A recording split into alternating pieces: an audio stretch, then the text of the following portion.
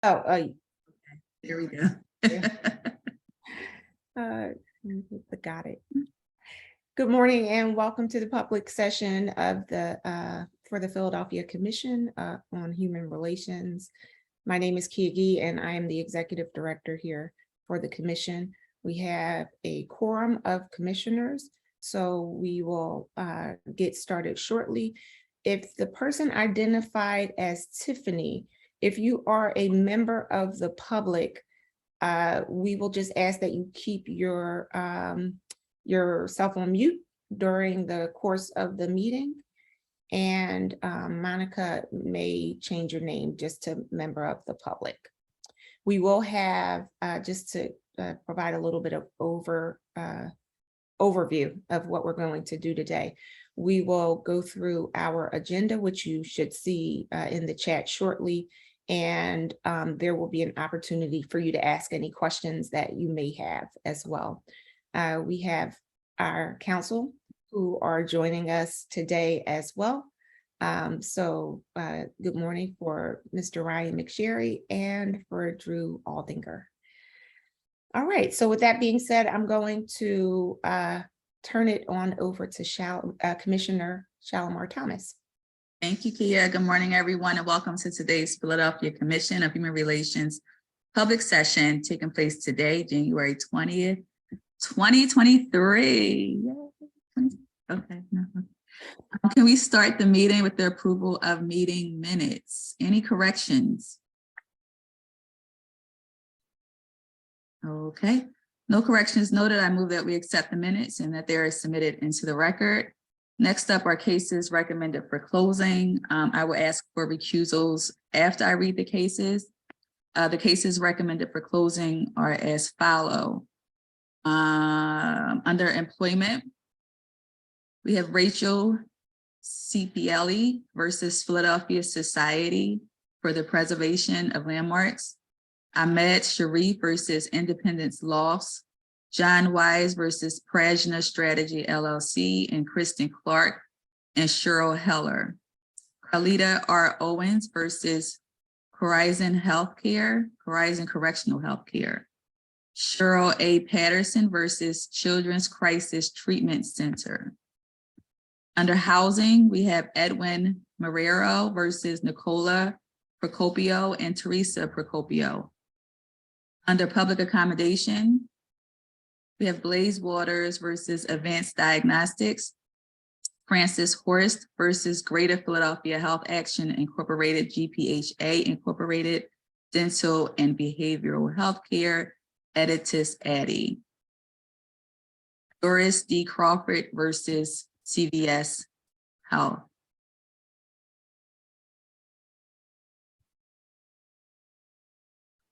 Are there any recusals?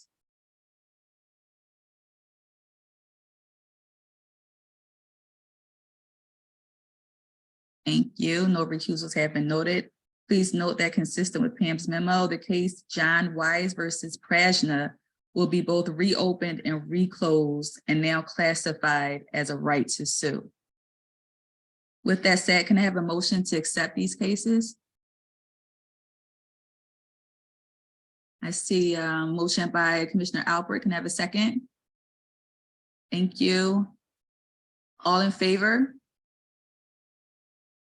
Thank you. Cases for the month of November have been, for the month of January have been accepted. And with that, I'll turn it back over to Kia. Thank you. Director.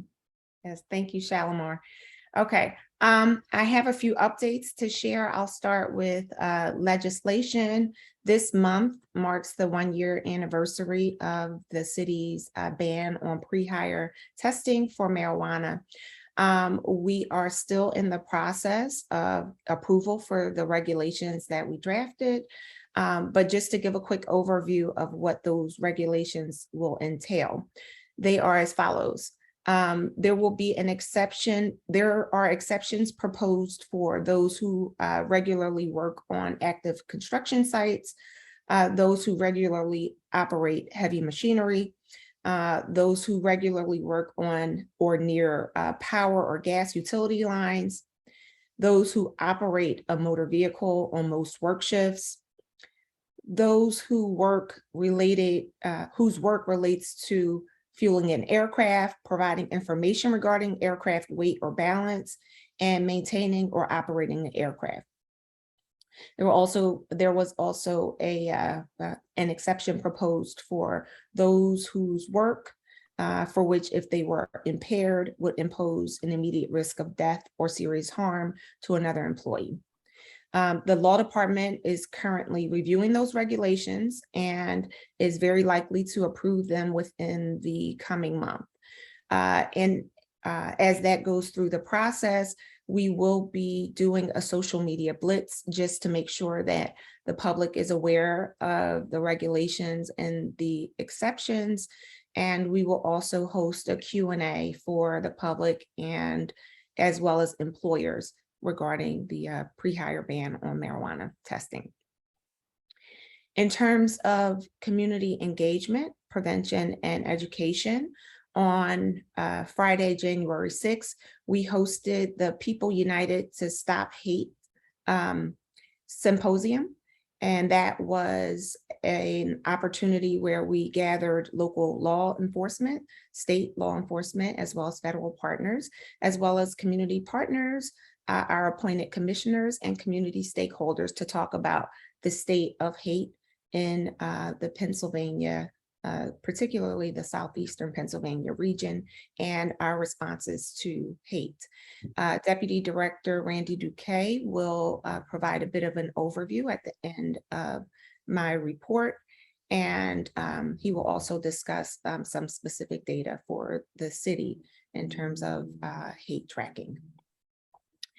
As some may know, our agency was instrumental in developing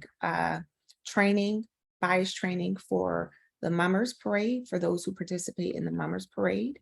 We worked in tandem with the Office of LGBTQ Affairs to create training for that speaks to cultural appropriation, LGBTQ competence, bias awareness, and satire, so that there aren't any incidents that could be harmful to the larger community.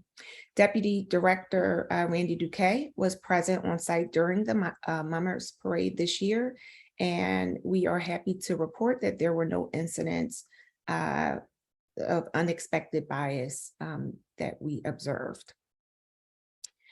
Other than that, our community relations staff has been working diligently throughout the city with police districts and other community groups to support them during their various holiday events and cultural events.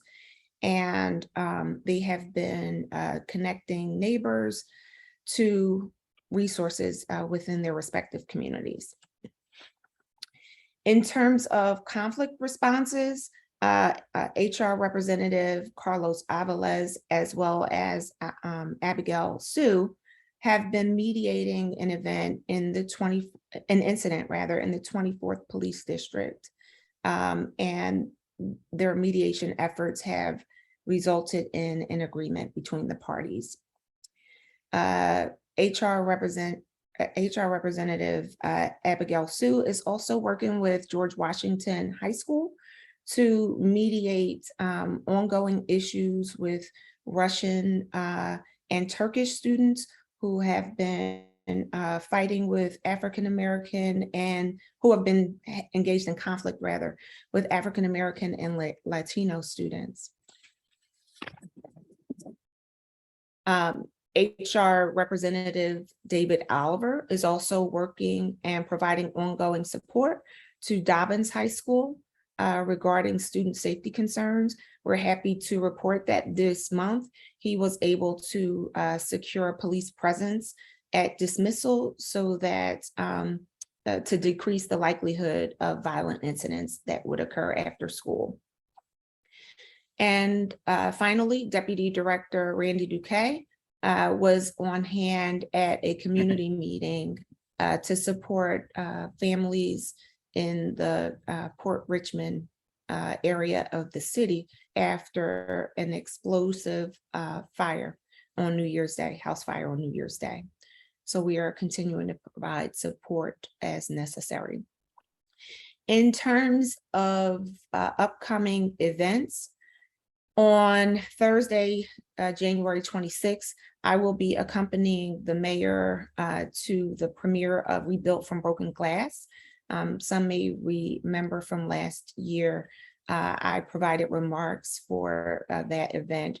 It's a documentary that follows the life of a Holocaust survivor, Fred Behrend. And through the screening, there is discussion about tolerance and awareness of the Holocaust and all of the atrocities that happened to the Jewish community. This event is open to the public, and they are asking that we share that within our networks so that others come and attend the premiere, and so that it's a multicultural effort.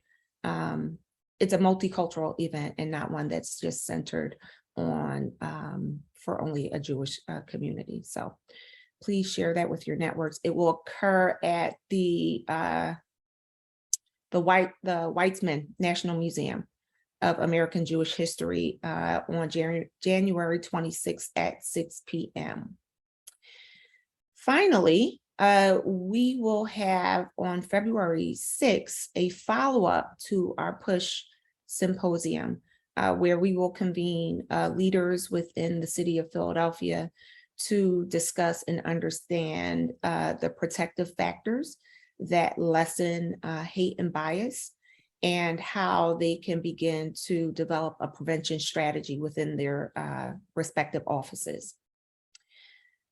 In terms of hate and bias, there were 5 incidents that were confirmed, reported to our office this month. A summary of the incidents are as follows. There was a male who caused a disturbance while yelling racial obscenities and making threats to people in a hospital.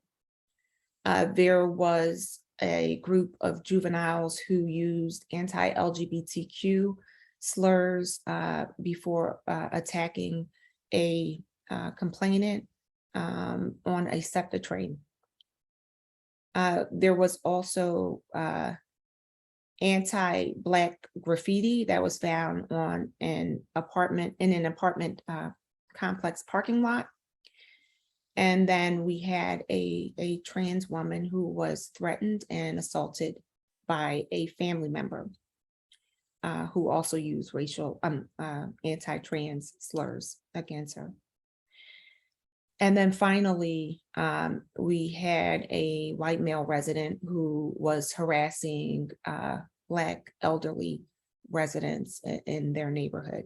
In all of these incidents, we have been working with the police department to ensure that victim services is providing support.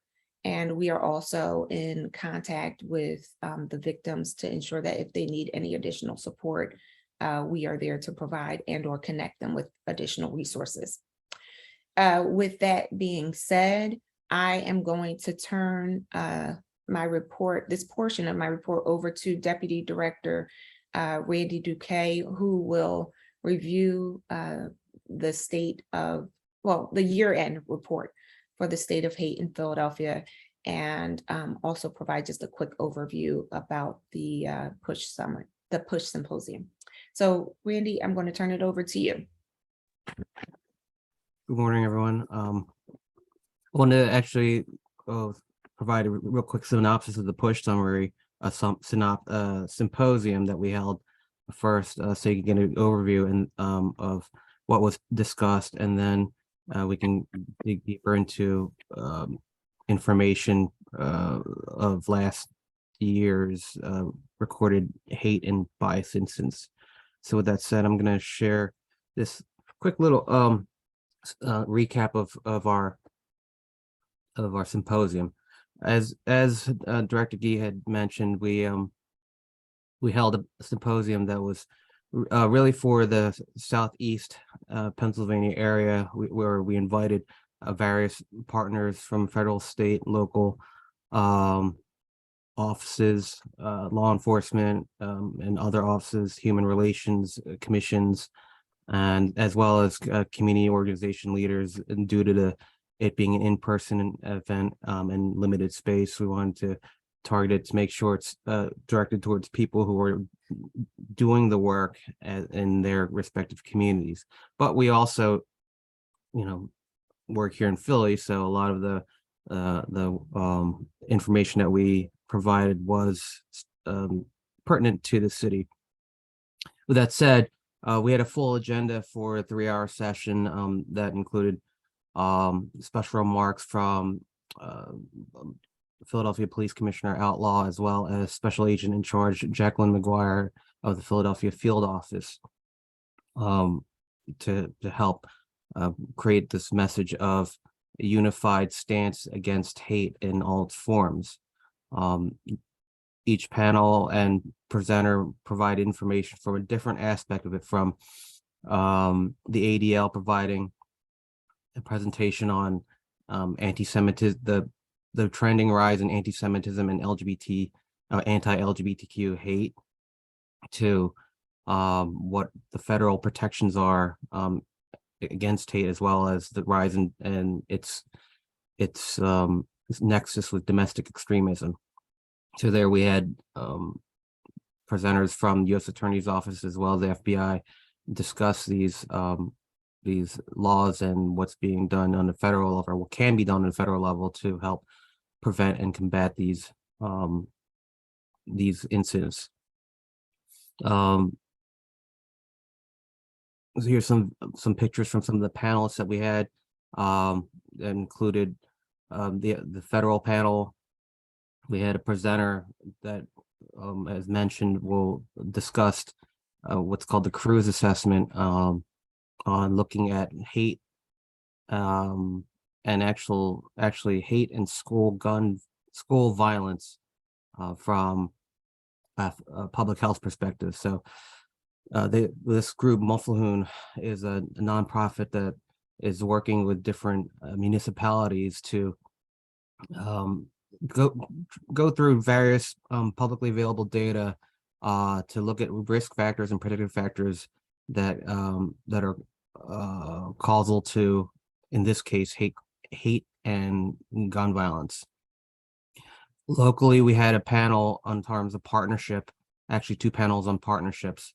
I had the fortunate opportunity to facilitate a panel on the partnership between law enforcement here in the region, including police, Philly Police, Pennsylvania State Police, as well as SEPTA Transit Police, to produce an PSA on to how to report hate for the specifically made for the various Asian communities in this region.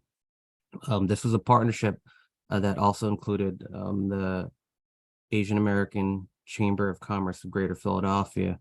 So in this, we discussed how it came about, and the importance of creating something like this to do outreach to communities that especially in newer refugee and immigrant communities in these Asian pockets don't necessarily speak English or don't really understand the processes, or are hesitant to report for other reasons. Our other community panels was discussed.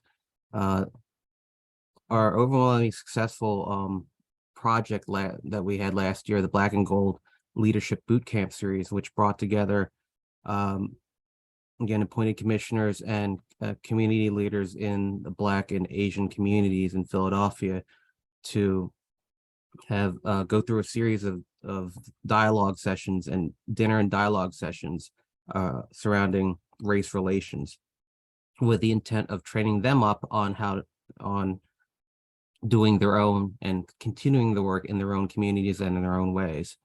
One of the things that was brought up in this panel was the fact that as a result of this, a few of the members are actually already taking it forward in other ways. One focusing on working with youth communities in North Philly, between, I believe it's the Chinese community and one of the local North Philly or newer North Philly organizations. And then we did a follow-up training as well and are providing additional feedback or resource as necessary for being consulting partners with the cohort that was brought through this. We had a state panel that discussed the state of hate in Pennsylvania that included members of the Attorney General's office, Pennsylvania State Police, and the Pennsylvania Human Relations Commission. And then finally, we had a dedicated team who was available to be present for support, and as well as available for any additional questions after the symposium was over. Okay, so now I'm going to transition over and provide you with information on last year's state of hate in Philadelphia.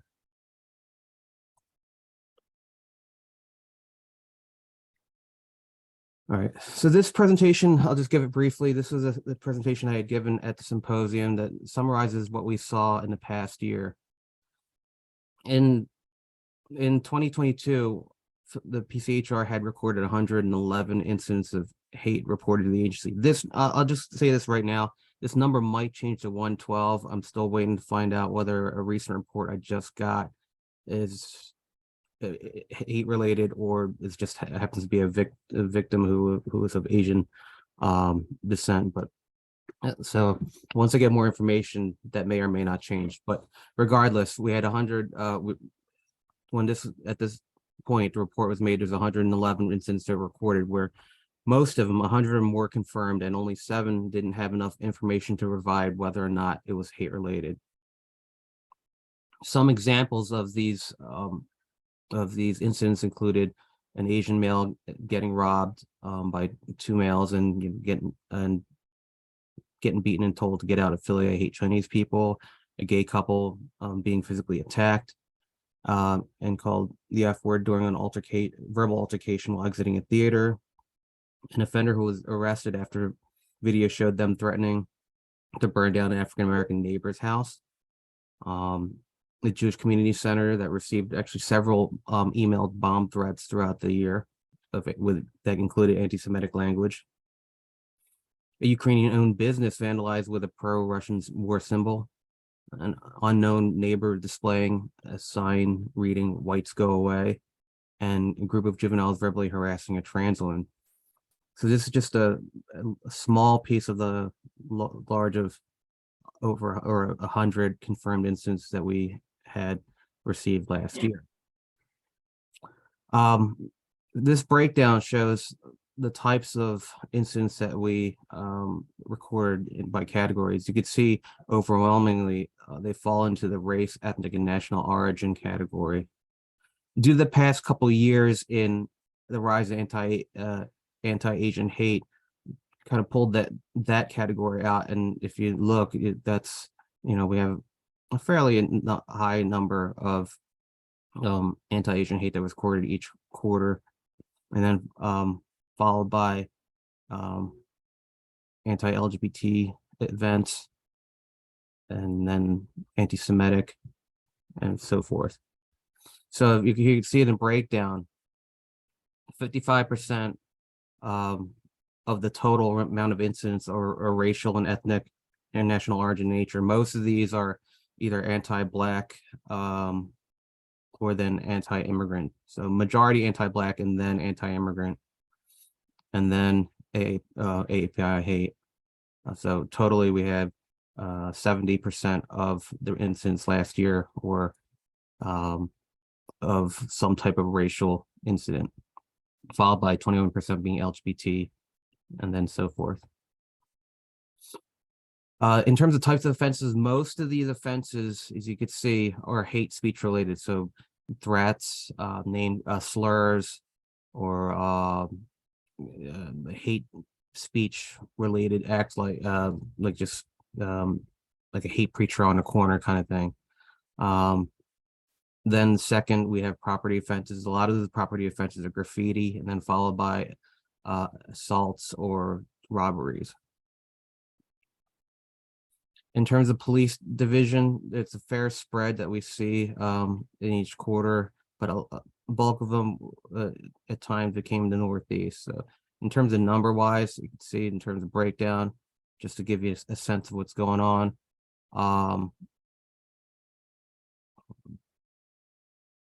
Like, for example, in the 26th district, or not, there's 26 in the central district, which is Center City and North Philly. Most of them are racial and ethnic in nature, with 10 of them being AAPI. And then tied for the most reports is the Northeast, also with 26, or half of them were race and ethnic in nature. And then, anti-Semitic, we had the most anti-Semitic in that area. And then follow that with in Northwest being like Olney, Chestnut Hill, Roxborough, Mount Airy, Germantown, that area. We had 17, of which 12 were ethnic and 5 in LGBTQ issues. So you could see that the spread is most of them, top ones are racial and ethnic, but you could see where some of these other outliers come from. So most of anti-Semitic acts are tracked in the Northeast. A lot of times LGBT issues are bulk of them are recorded in the Northwest. It looks a little more even this year as opposed to in previous years where we got last in 2021 where we had most in the Northwest. When we look at a quarterly comparison, just really the takeaway is overall there's it's been going up and down, with the last quarter being a 36% decrease in reports. So what it looks like, it's been sort of trending downwards in the past year, and I'll talk about that in a second after I do another comparison. If we compare the yearly between 20 and 21, we'll see there was a 27% overall 27% increase in reported hate. And in terms of confirmed bias, there's a 49% increase between 21 and 22. So as you can see, we've had obviously a rise from 88 total reports to 111, and then overall 61 confirmed reports to 100 confirmed reports. So there's been a vast increase in terms of yearly comparison, despite a trending quarterly decrease that you saw in the previous year. Just real quickly, I would mention that like somewhere around here, there had been changes in some reporting partners in the city. So that could cause part of this trending decrease, because we had to rework how the reporting collection between law enforcement and our agency. And to get that retraining done might have had some drop off, but the other thing too is despite that drop off, we did still see a vast increase compared to reporting the previous year. Now, one thing to note is that there's been a 360% increase in LGBTQ related offenses compared to 21 to 22. There's been a 9% increase in total racial reports, but a 61% decrease in AAPI reports from 21 to 22, and then 30% decrease in anti-Semitic crimes. Now, this is to say that despite seeing these decreases in reports, it doesn't mean it's happening less. It just really means we may not be getting the reports. So with that said, one of the things that we always tell people to do is, in Philadelphia, there are various ways they can report hate.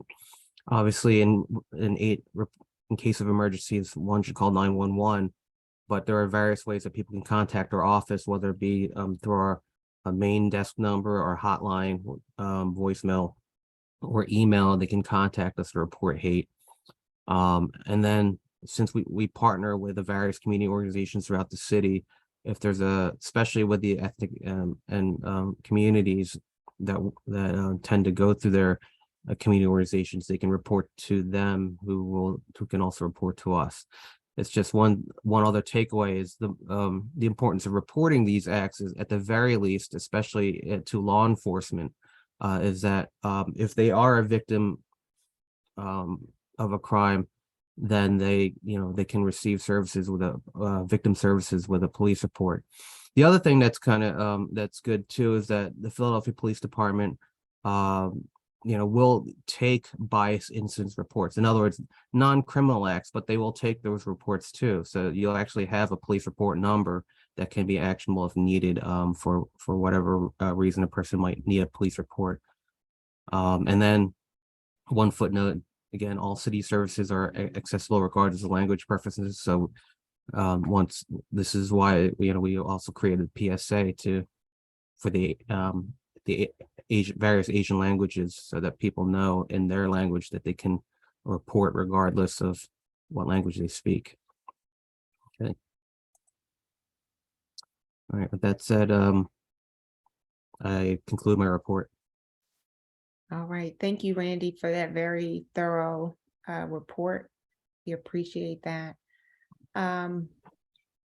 Are there any questions? We are happy to receive and respond to any questions that you may have. Yes, Commissioner Ricks?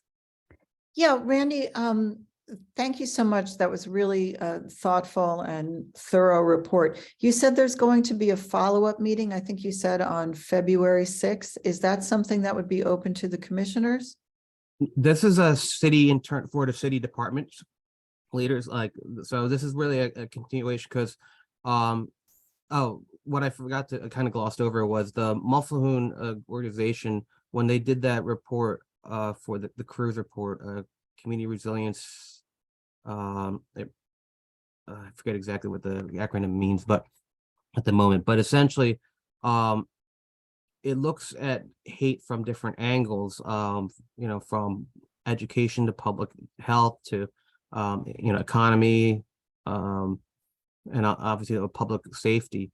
So what this meeting is really to convene the heads of the various city departments that oversee these aspects of public health lens, to get them together to understand this report, to start working on a strategy.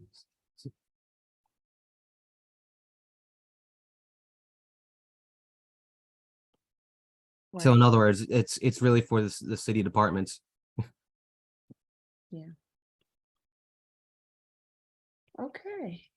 Commissioner Shalimar Thomas? I just, congratulations on that report, Randy. It was so thorough. And I think that for the commissioners, just a call, Kia, Randy, if you can get us a JPEG or some type of photo of the report hate screen that you put up in the presentation, and for all the commissioners to share that on our platforms, just so that we know we're making sure that our community knows that there is a resource that you have here in the city if you are going through hate. So if you could share that, and the call to action to the commissioners, other commissioners, is to please share that. Yes, we definitely will. They can also go on the website to see our fact sheet about hate and how to report, as well as our confidential hotline number. All right. If there are no other questions, I'm going to turn the meeting back over to Commissioner Thomas. Thank you. And just to clarify, if there are any questions in general, please feel free to ask any questions. I just want to make sure it doesn't have to be specifically related to Randy's report, but all right. Thank you, Kia, and to your whole team for the great work that you continue to do. Our next meetings will take place in February. The executive session is scheduled to take place February 10th, and the public session will be held on February 17th, 2023. The readers for the month of February are Commissioners Kareem Thomas, Albert Austin, and Loren.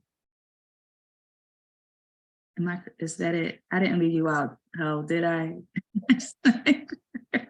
Commissioner Ho is not on this list, right?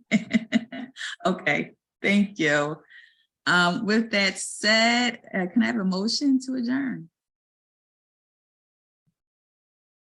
Thank you. I saw Commissioner Ho. I'm sorry I didn't see it for second. Can I have a second? Thank you. All in favor? Awesome. Thank you, everybody. The meeting has been adjourned, and have a fantastic weekend. Thank you, everyone. Have a great weekend. And thank you to our legal team for joining us.